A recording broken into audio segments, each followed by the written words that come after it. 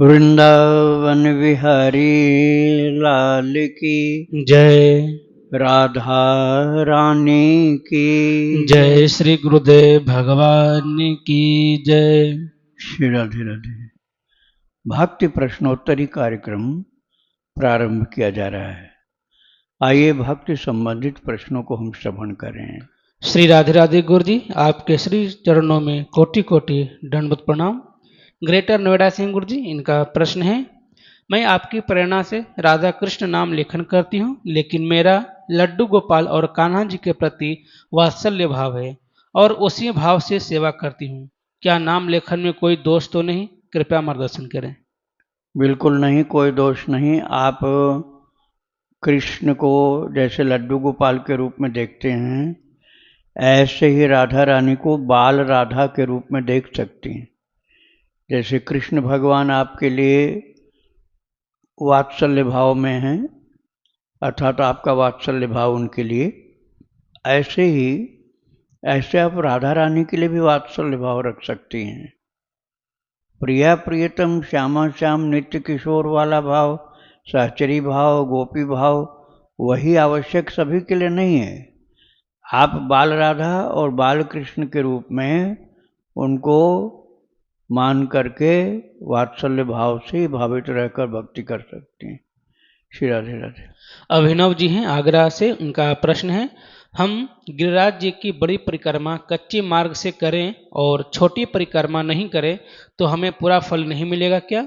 हम पूरा 21 किलोमीटर नहीं चल सकते?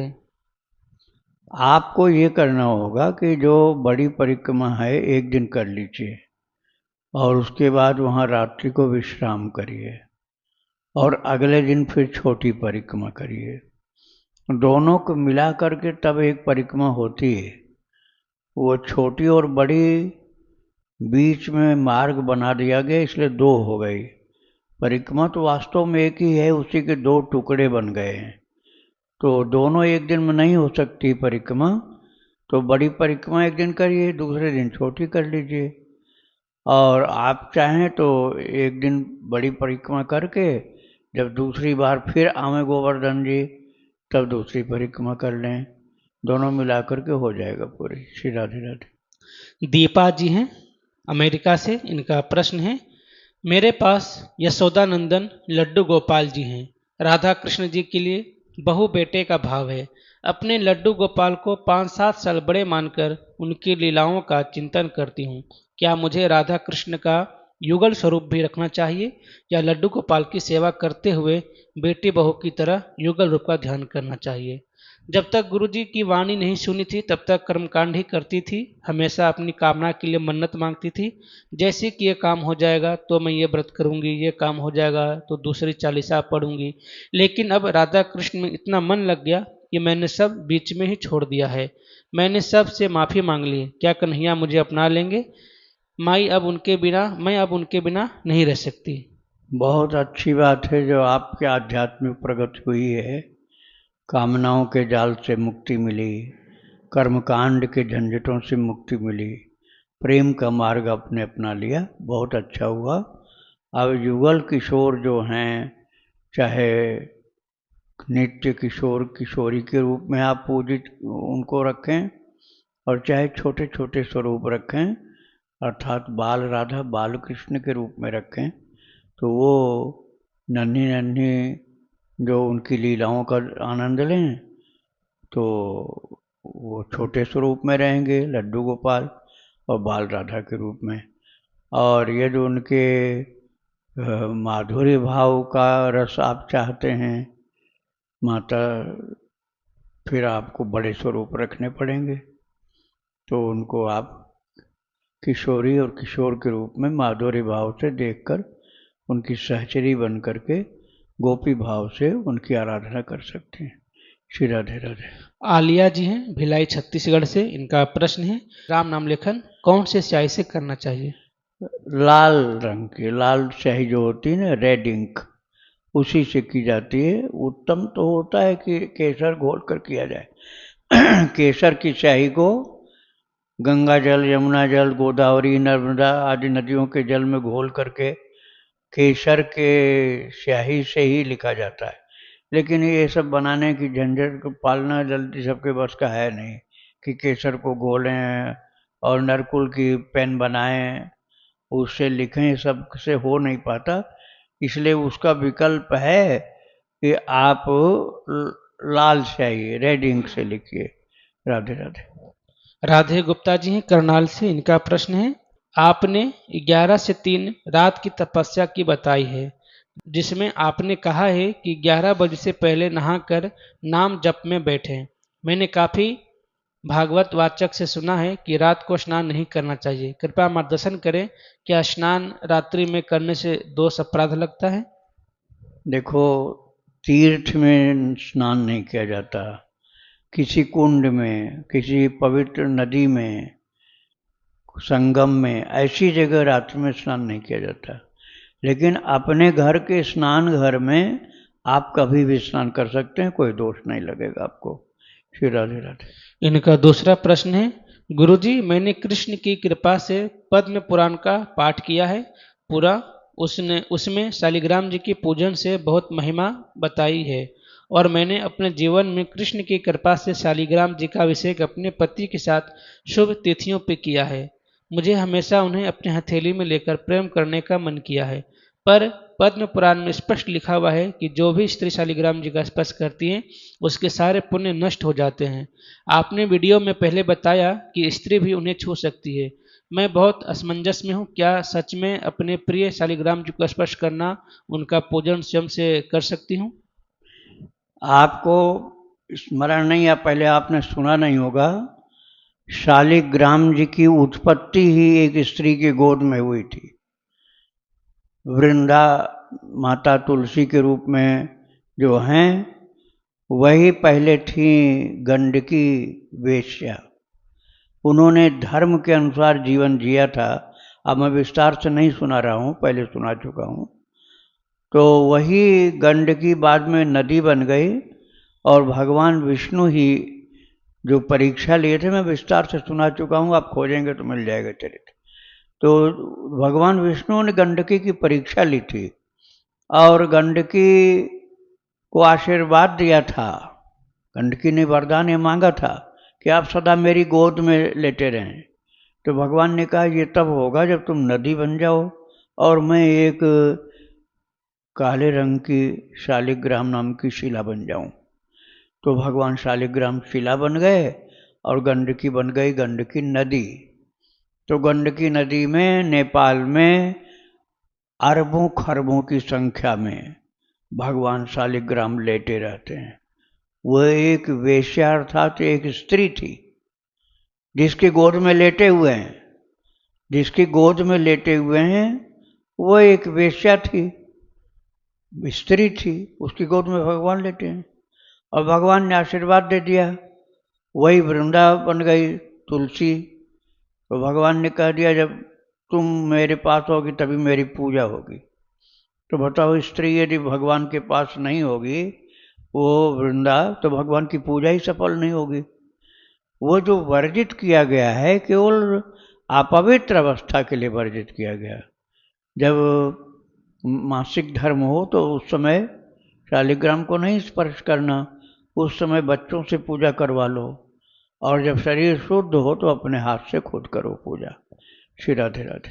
अनन्या जी हैं यूपी से। इनका प्रश्न है, मैंने स्वप्न में देखा कि नारदीय निकुंज के पूज्य भैया जी मेरे घर पर हैं और मेरी जाप माला उनके चरणों में है और वो चल रहे हैं वैसे ही। मैंने उन्हें रोका और जाप माला निकाला। क्या मुझसे कोई पाप हो गया है? ऐसा स्वप्न देखा मैंने। कोई पाप नहीं। भगवान के भक्तों का दर्शन, संतों का दर्शन करना बहुत ही कल्याणकारी होता है। मैं शालिग्राम वाली एक बात और बता देता हूँ। अभी थोड़े दिन पहले दो माताएं शालिग्राम की भक्त थीं, एक अयोध्या जी में, एक चित्रकूट में। अयोध्या जी वाली की बात यह है कि वो अपनी बहुओं को बता देती थी कि आज फला फला संत आएंगे। तो बहुएं पूछती थी कि आपको माता कैसे मालूम हो जाता है कि संत आएंगे आज अपने घर? तो बताती थी कि ये जो करियऊ बता देते हैं। करियऊ मतलब शालिग्राम भगवान। उनकी पूजा करती थी वो माता, और माता शालिग्राम की पूजा कर करके सिद्ध हो गई। बहुत महान संत हो गई।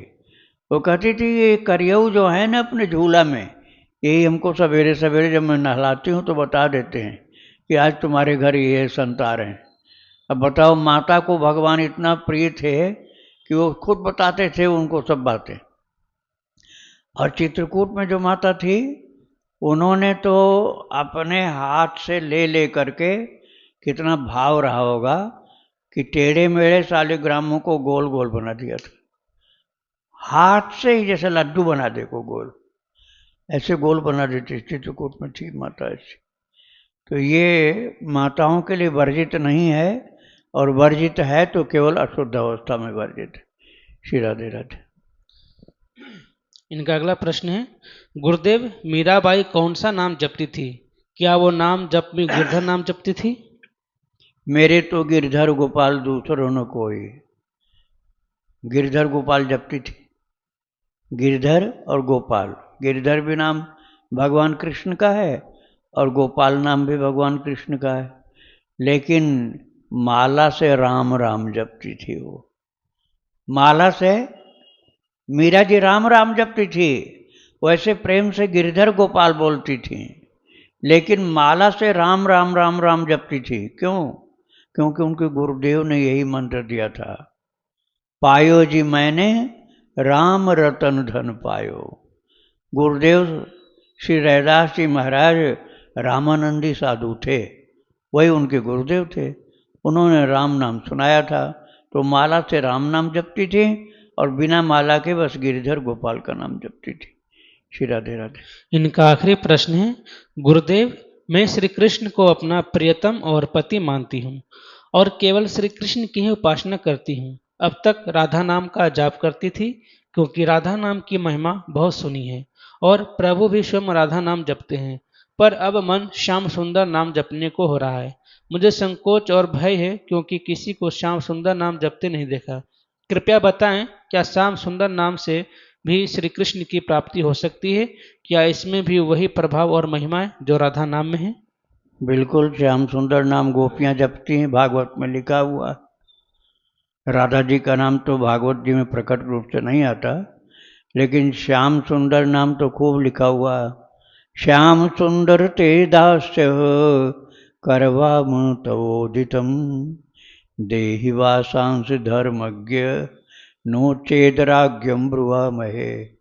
जब गोपियों के वस्त्र को लेकर भगवान कदम पर चढ़ गए थे, चीरघाट की बात है ये, तो गोपियां कह रही थी मैं जल से कैसे निकलूं? हे श्याम सुंदर, हे श्याम सुंदर, यही नाम बोल रही थी। हे श्याम सुंदर, हमारे वस्त्रों को दे दो। भागवत जी में लिखा हो, श्याम सुंदर ते दास्य। हे श्याम सुंदर, हम आपकी दासी हैं, हमारे ऊपर कृपा करो, हमारे कपड़े दे दो। नहीं दे रहे थे तो थोड़ा सा उनको डराया कि मैं कंस से तुम्हारी शिकायत कर दूंगा। अब भगवान डरने वाले तो थे नहीं, तो भगवान ने कहा जाओ शिकायत करे आओ पहले, बाद में कपड़ा लेना। तो कपड़ा तो पहने नहीं थी, कैसे जाएंगे शिकायत करने? तो ठाकुर जी ने फिर ऊपर से वस्त्र दिए, तो उस समय सब गोपियों के मुंह से श्याम सुंदर नाम ही निकल रहा था। तो आपका गोपी भाव है तो श्याम सुंदर नाम खूब प्यार से जप करो, भगवान की पूरी कृपा होगी। जो शक्ति प्रभु के नाम में है वही शक्ति राधा नाम में, कोई अलग अलग नाम नहीं होता है। श्री राधे राधे। आशीष लोहिया जी हैं ओरई जालौन से। इनका प्रश्न है, गर्मियों में पौधों में चींटी हो जाती है और माँ की आज्ञा से मुझे गमलों में पानी देना होता है, तो ये भय लगता है कि मैं चींटियों की हत्या कर रहा हूँ। गमलों में पानी देना भी आवश्यक है, क्योंकि तभी मेरे प्रभु के लिए पुष्प प्राप्त हो सकेंगे। ऐसे में मैं क्या करूँ? ऐसे में आपको ये करना है कि थोड़ा सा धूप में आप रख दीजिए, तो चींटी भाग जाएंगी। पौधे को उठा करके, गमले को उठा उठा के धूप में रखिए। जब उनको धूप लगेगी जोर से तो सब चींटी धीरे धीरे हट जाएंगी। तो जहाँ से चींटी हट गई वहाँ पर पौधे के ऊपर मत डालो आप जल, जहाँ से जमीन पर से चींटी हट गई वहाँ थोड़ा थोड़ा थोड़ा पानी डालो, बहुत ज़्यादा इकट्ठा मत डालो, जिससे चींटी डूब न जाए, इसलिए थोड़ा थोड़ा पानी डालो। मिट्टी में सूख लेगा, मिट्टी जल सूख लेगा और चींटी बच जाएंगी मरने से। तो चींटियों को बचाने के लिए पहले धूप में रखो पौधा, और जहाँ जहाँ से हटते हो थोड़ा थोड़ा जल डालिए। बहुत ज़्यादा जल एक साथ डालना भी उपयुक्त नहीं होता, पौधे को नुकसान करता है। श्री राधे राधे। इनका दूसरा प्रश्न है, प्रभु इच्छा से भागवत करानी है, पापा जी का मन घर में कराने का है, जबकि मेरा मन श्रीधाम वृंदावन में भागवत कराने का है। कहाँ से भागवत कराना चाहिए? प्रभु जी कृपा समाधान करें। जहाँ भागवत कराया जाता है सब तीर्थ आकर बस जाते हैं। सर्वाणि तीर्थानि वसन्ति तत्र यत्राच्युतोदार कथा प्रसंगा। जहाँ भगवान की कथा होती है सर्वाणि तीर्थानि वसन्ति तत्र, सब तीर्थ आकर के वहीं वास करते हैं। भागवत जी के महात्म्य में लिखा हुआ है। और सनकादि मुनि ने भागवत किया था कहाँ? हरिद्वार के पास। और ज्ञान वैराग्य बीमार थे, बूढ़े थे कहाँ? वृंदावन में। और वो सब स्वस्थ होकर के वहीं पहुंच गए। कहाँ पहुंच गए? जहाँ कथा हो रही थी हरिद्वार में।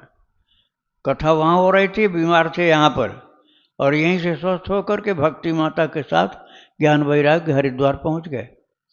तो सर्वाणि तीर्थानि वसन्ति तत्र, उस जगह पर सभी तीर्थवास करते हैं। यत्राच्युतोदार कथा प्रसंग, जहाँ पर भगवान प्रभु कृष्ण के कथाओं का प्रसंग चलता है, सब तीर्थ वहीं वास करते हैं। तो आपको जहाँ सुविधा हो वहाँ करा लो। घर में भी भगवान आ जाएंगे, घर के सामने मैदान हो तो वहाँ करा लो, वो ज़्यादा अच्छा है। घर के सामने मैदान हो, साधु संतों की सेवा करना, भक्तों की सेवा करना, अपने घर के पास रहोगे, व्यवस्था भी सही हो जाएगी, वो अच्छा है। लेकिन वृंदावन में कथा कराओगे तो खर्चा ज़्यादा होगा, पैसे ज़्यादा खर्च होंगे व्यवस्था में आपके। यदि आपके पास संपन्नता है, अर्थाभाव नहीं है, तो आप वृंदावन में करा सकते हैं। लेकिन अल्प व्यय में तो आप अपने घर ही करा सकते हैं। श्री राधे राधे। एक प्रश्न है गुरु जी, जैसे रामायण का अखंड पाठ 24 घंटे का होता है, तो क्या भागवत जी का 24 घंटे में पूरा संपूर्ण पाठ करवा सकते हैं? उसका समाधान ये है कि एक व्यक्ति से पाठ नहीं होगा, तो उसके लिए ये करना होगा कि आप अलग अलग ग्रंथ लेकर के बैठाइए, लेकिन पंडित में होने चाहिए ईमानदारी से पाठ करने वाले। तुम बहुत सारे पंडित बैठा दो, एक भी पाठ सही न करें तो क्या फायदा होगा? तुम भी साथ में बैठो। तो और सबको अलग अलग पाठ देना पड़ेगा। पूरा पाठ कोई नहीं कर सकता है, 24 घंटे में पूरा पाठ कोई कर ही नहीं सकता है। भागवत जी का पाठ 335 अध्याय हैं, और एक दिन का पाठ जो होता है कम से कम 5 घंटा लगता है। तो 7 दिन वाला पाठ जोड़ोगे तो 35 घंटा हो गया, और 24 घंटे में कैसे हो जाएगा 35 घंटे का पाठ? तो इसके लिए ये करना पड़ेगा कि आपको विभाजन करना होगा। जैसे आप 7 पंडित बैठा दो, 7 पंडित बैठा दो, सातों पंडित पाठ करें और सबका मिला करके हो जाएगा। लेकिन एक साथ सब नहीं करें। जैसे कोई कर रहा पहले स्कंद का, तो सब पहले स्कंद का नहीं करें। अब उसके बाद डिवाइड आप कर दीजिए कि कौन कितने स्कंद करेगा, कौन कितने स्कंद करेगा। वो 12 स्कंद हैं भागवत जी में, 12 स्कंद हैं। तो 12 स्कंद के रूप में या 335 अध्याय के रूप में उनका विभाजन करो।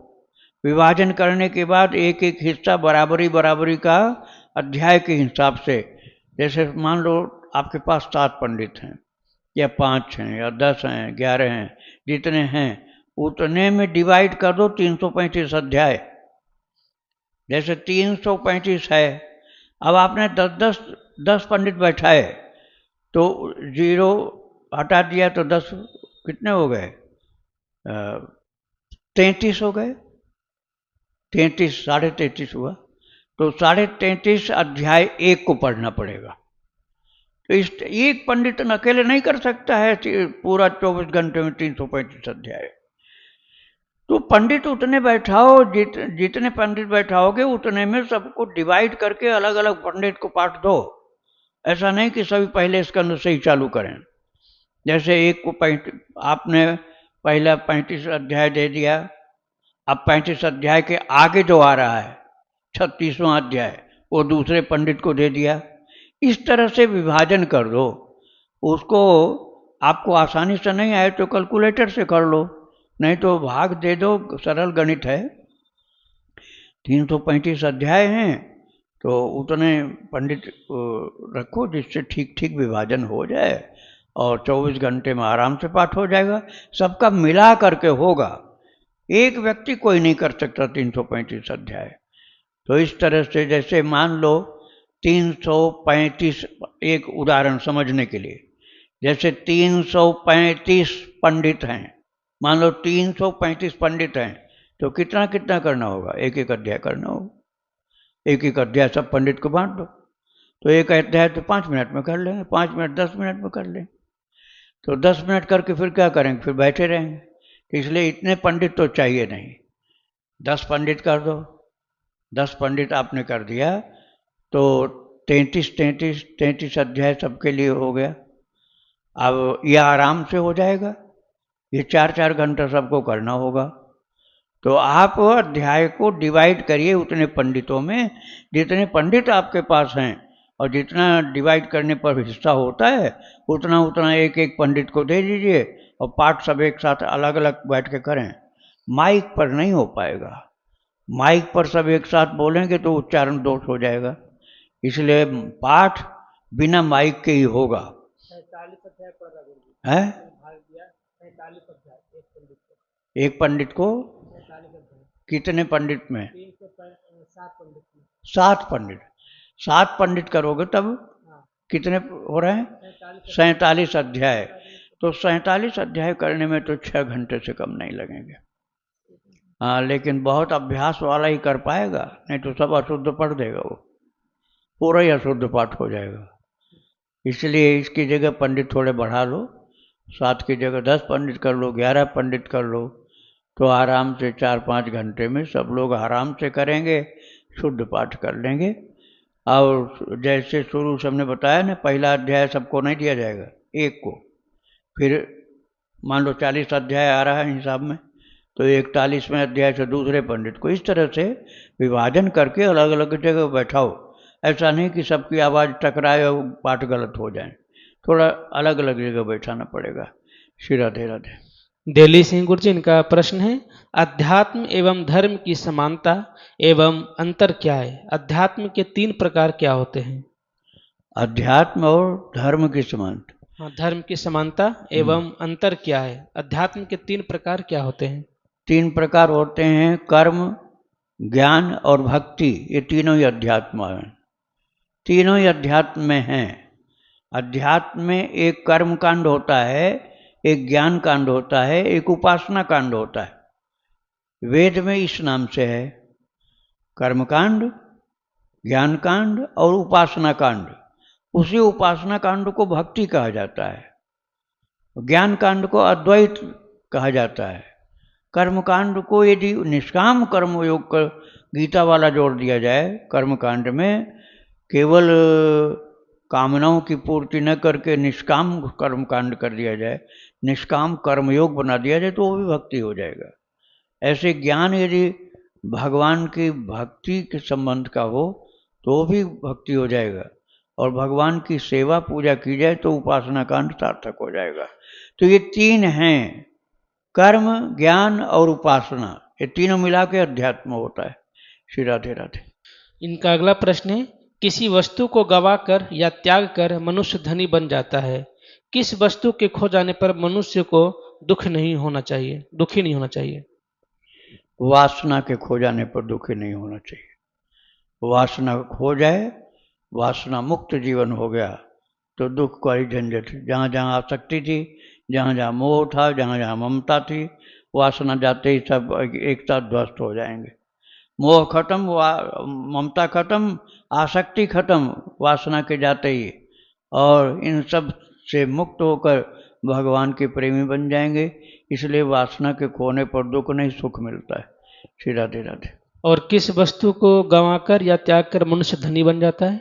धनी, यही तो है धनी बनने का, सात्विक धन, रुपया पैसा वाला धन नहीं। रुपया पैसा वाला धन तो लोभी लालची के पास भी होता है, महाकामी क्रोधी के पास भी होता है, वो धन नहीं होता है, वो वास्तव में फंसाने वाली चीज होती है। जो सात्विक धन है वो संतोष है। जो आवे संतोष धन, सब धन धूरी समान। जो आवे संतोष धन, सब धन धूर समान। संतोष का धन, संतुष्ट सततम योगी यतात्मा दृढ़ निश्चय मयि अर्पित मनोबुद्धि मामे वैश्यत असंशयम।